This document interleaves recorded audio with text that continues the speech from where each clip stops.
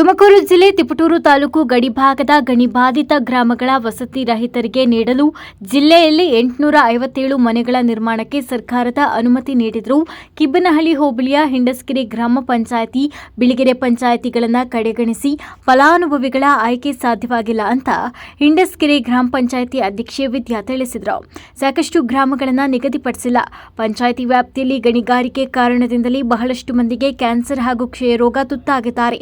ರಾಜ್ಯ ಗಣಿ ಪುನರ್ಚೇತನ ನಿಗಮ ಗಮನ ಹರಿಸಿ ತಕ್ಷಣ ವೈದ್ಯಕೀಯ ಮತ್ತು ಶಿಕ್ಷಣ ರಹಿತರಿಗೆ ಪುನರ್ವಸತಿ ಕಲ್ಪಿಸಬೇಕು ಅಂತ ಗ್ರಾಮ ಪಂಚಾಯಿತಿ ಸದಸ್ಯರು ಒತ್ತಾಯಿಸಿದರು.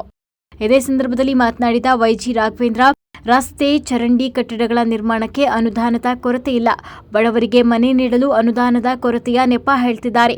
ಬೆಳಗೆರೆ ಪಂಚಾಯಿತಿಯಲ್ಲಿ 10 ಜನ, ಹಿಂಡಸ್ಕೆರೆ ಗ್ರಾಮ ಪಂಚಾಯಿತಿಯ ಕೇವಲ 23 ಅರ್ಹರನ್ನ ಗುರುತಿಸುವಂತೆ ಅಧಿಕಾರಿಗಳು ಸೂಚಿಸಿದ್ದಾರೆ. ಗ್ರಾಮ ಸಭೆಯ ಆಯ್ಕೆ ಕಗ್ಗಂಟಾಗಿ ಉಳಿದಿದೆ ಅಂತ ಸೂಚಿಸಿದರು. ವರದಿ ಆನಂದ್, ತಿಪಟೂರು.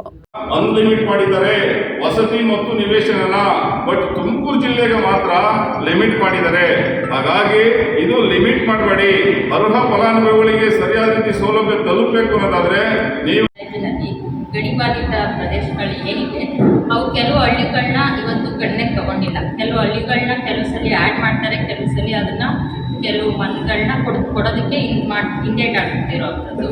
ಏನು ನಮ್ಗೆ ಕೊಡ್ತಿರೋ ಆದೇಶಗಳ ಪ್ರಕಾರ ಮೌಖಿಕವಾಗಿ ಬಿಟ್ಟರೆ ಲಿಖಿತವಾಗಿ ನಮ್ಗೆ ಇದುವರೆಗೂ ಈ ಥರ ಮಾಡಿ ಅಂತ ಯಾವುದೇ ಗೈಡ್ಲೈನ್ ಇದುವರೆಗೂ ಕೊಟ್ಟಿಲ್ಲ.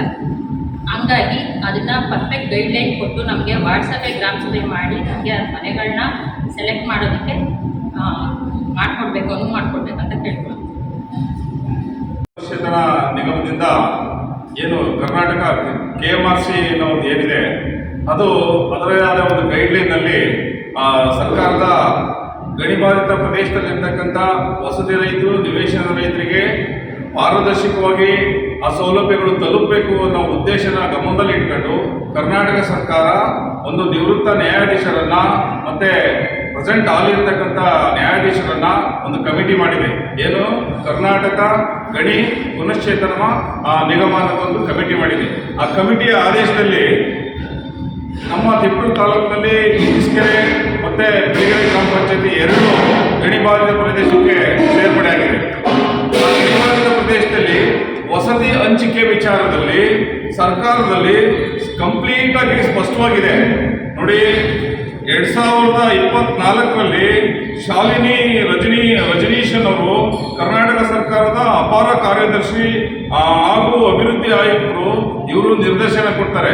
ಏನು ತುಮಕೂರು ಜಿಲ್ಲೆ ಜಿಲ್ಲಾಧಿಕಾರಿಗಳಿಗೆ ಮತ್ತು CO ಅವರಿಗೆ ನಿರ್ದೇಶನ ಕೊಡ್ತಾರೆ.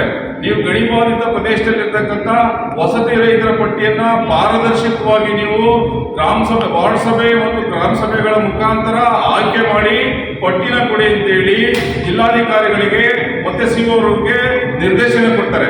ಆ ನಿರ್ದೇಶನದಂತೆ CO ಮತ್ತು ಜಿಲ್ಲಾಧಿಕಾರಿಗಳು ನೆಗ್ಲೆಕ್ಟ್ ಮಾಡಿರ್ತಾರೆ.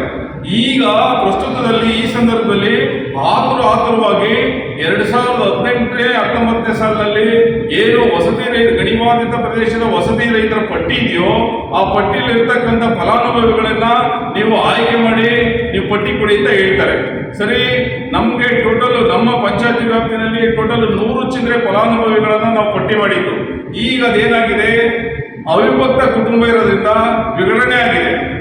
ಅವಿಭಕ್ತ ಕುಟುಂಬವಾಗಿ ವಿಂಗಡಣೆ ಆಗಿರೋದ್ರಿಂದ ಈಗ ಫಲಾನುಭವಿಗಳಿಗೆ 100 ಚಿಲ್ಲರೆ ಇದ್ದಂಥ ಫಲಾನುಭವಿಗಳು ಈಗ 32ಕ್ಕೆ ಬಂದು ನಿಂತಿದೆ. ಸರಿ, 32ಕ್ಕೆ ಬಂದು ನಿಂತಿರ್ಬೇಕಾದ್ರೆ ಏನು CO ಮತ್ತು ಜಿಲ್ಲಾಧಿಕಾರಿಗಳು ಲಿಖಿತವಾಗಿ ಒಂದು ಹೇಳಿಕೆ, ಒಂದು ಆದೇಶ ಮಾಡ್ದಲೆ CO ಮತ್ತು ಜಿಲ್ಲಾಧಿಕಾರಿಗಳು ತಾಲೂಕ್ ಪಂಚಾಯತಿ EO ಅವ್ರಿಗೆ ಹೇಳಿದಾಗ EO ಅವರು ಕೂಡ ಏನು ಗ್ರಾಮ ಪಂಚಾಯತಿ PDO ಅವ್ರಿಗೆ ನಿರ್ದೇಶನ ಕೊಡ್ತಾರೆ. ಅವರು ಇಲ್ಲ ಫಲಾನುಭವಿಗಳನ್ನ ಆಯ್ಕೆ ಮಾಡಬೇಕು, ಬೇಗ ನಿರ್ಧಾರ ತಗೋಬೇಕು ಅಂತ ಅವ್ರು ಹೇಳ್ತಾರೆ. ಇಲ್ಲಿ ಜಿಲ್ಲಾಧಿಕಾರಿಗಳು ಮತ್ತೆ ಏನು CO ಅವರ ಇಬ್ಬರ ಒಳಜಗಳದಲ್ಲಿ ನಮ್ಮ ಪಂಚಾಯತಿ ಇವತ್ತು ಬಡವಾಗ್ತಿದೆ. ನೇರ ಅರ್ಹ ಫಲಾನುಭವಿಗಳನ್ನ ಆಯ್ಕೆ ಮಾಡೋ ವಿಚಾರದಲ್ಲಿ ನಾವು ಹೇಳುತ್ತಾ ಇದ್ದೇವೆ.